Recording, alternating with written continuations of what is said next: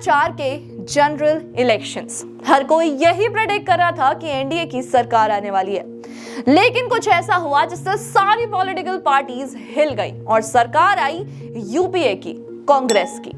पर ऐसा हुआ क्यों? इसके पीछे क्या रीजन था और क्या 2024 में भी यही हिस्ट्री रिपीट हो सकती है? और 2024 के जनरल इलेक्शंस को लेकर नरेंद्र मोदी जी और बीजेपी की क्या कुछ स्ट्रैटेजीज रहेंगी, आज इस वीडियो में हम डिस्कस करने वाले हैं। तो आपको क्या करना है, सबसे पहले तो इस वीडियो को पूरा देखना है और सभी दोस्तों के साथ इस वीडियो को भी शेयर करना है। अगर आप हमारे चैनल पे न्यू हो तो चैनल को सब्सक्राइब भी करना और बेल आइकन को भी प्रेस करना है। तो चलिए अब स्टार्ट करते हैं 2004 के इलेक्शन से कि ऐसा क्या हुआ था कि एनडीए की सरकार ना आकर यूपीए की सरकार बनी थी। 2004 में बीजेपी का जो कैंपेन टाइटल था वो था इंडिया शाइनिंग। लेकिन इंडिया शाइनिंग को लेकर सभी लोग फेवर में तो थे, लेकिन जो सिटी में रहते थे, जो शहर वाले लोग थे, वो फेवर में थे। अब इंडिया शाइनिंग कैंपेन ऐसी प्रॉब्लम्स पे फोकस कर रहा था जो नेशनल प्रॉब्लम्स हैं, जैसे कि जम्मू कश्मीर में पीस, साथ में पाकिस्तान के साथ अच्छे रिश्ते और पॉलिटिकल स्टेबिलिटीज, ये सब तो आ गया। लेकिन यहाँ पर कांग्रेस को एक नेगेटिव पॉइंट मिला। उन्होंने अपने कैंपेन का टाइटल रख दिया इंडिया शाइनिंग, लेकिन गरीबों का क्या? उन्होंने पुअर पीपल को टारगेट किया। उनको पता था कि जो पुअर पीपल हैं वहां से उनको काफी ज्यादा सपोर्ट मिल सकता है।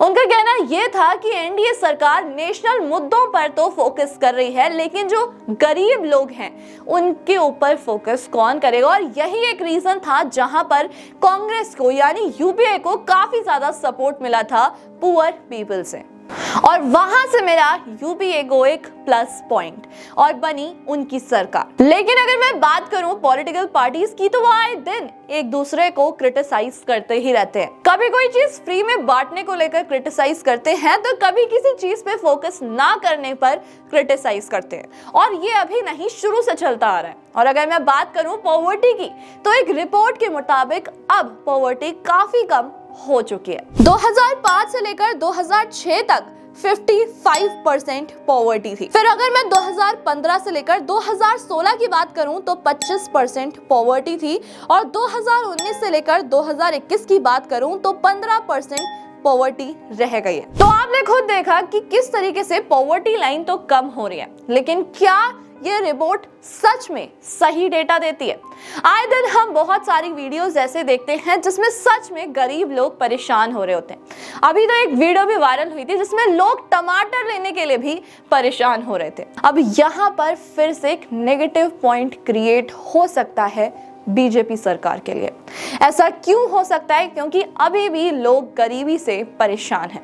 ये रिपोर्ट की अगर मैं मानूं तो ठीक है, लेकिन 2019 में एक और ऐसी रिपोर्ट आई थी जिससे सरकार हिल गई थी, और सरकार ने ये बोला था कि ये रिपोर्ट गलत है, यानी कि रिपोर्ट को ही गलत साबित कर दिया था। ये report national statistic of India की तरफ से निकाली गई थी, और ये बताया गया था कि गरीबी भले ही कम दिख रही हो रिपोर्ट में, लेकिन जो रूरल एरियाज है वहां पर लोगों ने खर्चा करना काफी ज्यादा कम कर दिया है। और अगर मैं बात करूं कि अगर लोग अमीर हो रहे हैं तो वो खर्चा कम करना क्यों करेंगे? तो ऐसे ही डेटा को लेकर सरकार ने, यानी कि सरकार के लोगों ने ये बोल दिया था कि ये डेटा ही गलत है और उस रिपोर्ट को हटवा दिया था। अब ये रिपोर्ट सही थी या ये रिपोर्ट नहीं जानते।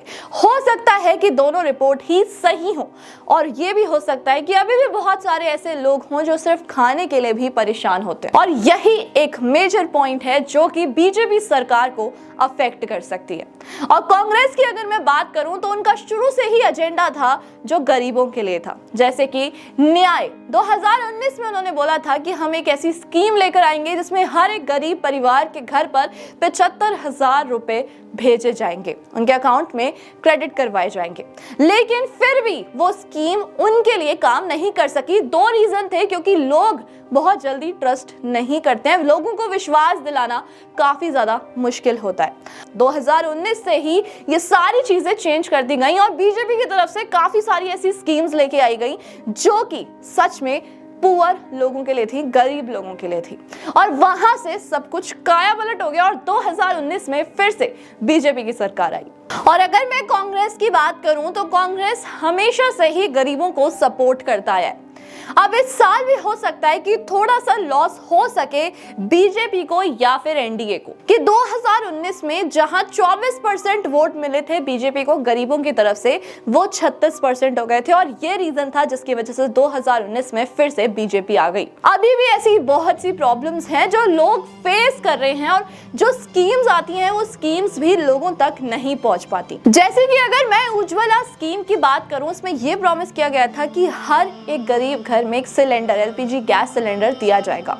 लेकिन अभी भी बहुत से ऐसे घर हैं हरियाणा साइड में या फिर रूरल एरियाज में जहां पर लोग चूल्हे पे काम करते हैं, उन तक तो वो सिलेंडर्स पहुंचे ही नहीं। तो ऐसी स्कीम्स, बहुत सी स्कीम्स जो हैं वो काम भी नहीं करी लोगों के लिए। जैसे अभी आयुष्मान कार्ड वाली स्कीम आई थी कि आप अपनी फैमिली मेंबर्स में से किसी को भी 5 लाख तक का ट्रीटमेंट दिला सकते हो, गरीबों के लिए था ये। इसके अंडर भी बहुत सारी कंडीशंस थी, वो अभी मैं आपको एक्सप्लेन नहीं करूंगी, लेकिन उसके अंडर भी मैंने बहुत से लोग ऐसे देखे जिनको ट्रीटमेंट मिला ही नहीं।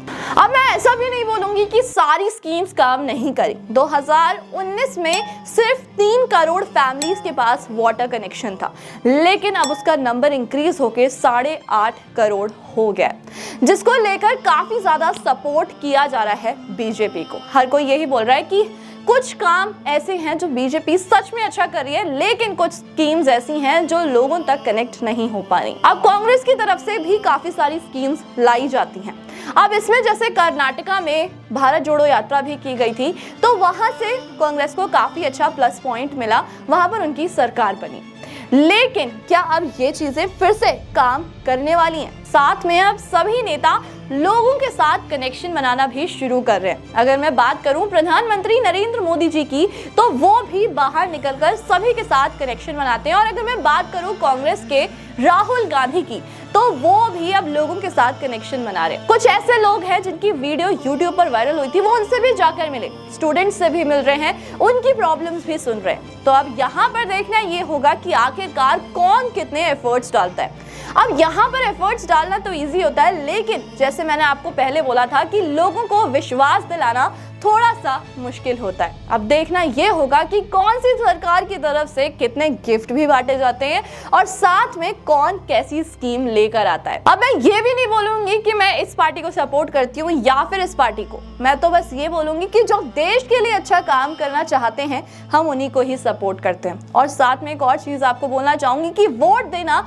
बहुत ज्यादा जरूरी होता है, तो वोट जरूर दीजिएगा। और आप क्या सोचते हो कि मोदी सरकार या फिर बीजेपी की क्या क्या स्ट्रैटेजीज हो सकती हैं 2024 इलेक्शंस को लेकर, मुझे कमेंट बॉक्स में जरूर बता देना। और साथ में अभी इंडिया अलायंस भी बना हुआ है, तो क्या इंडिया अलायंस मोदी सरकार को, बीजेपी को बीट कर पाएगा, ये भी मुझे कमेंट बॉक्स में बता देना। और ऐसी इंटरेस्टिंग वीडियोस के लिए हमारे चैनल को सब्सक्राइब करना और बेल आइकन को प्रेस करना बिल्कुल मत भूलना। Thank you so much.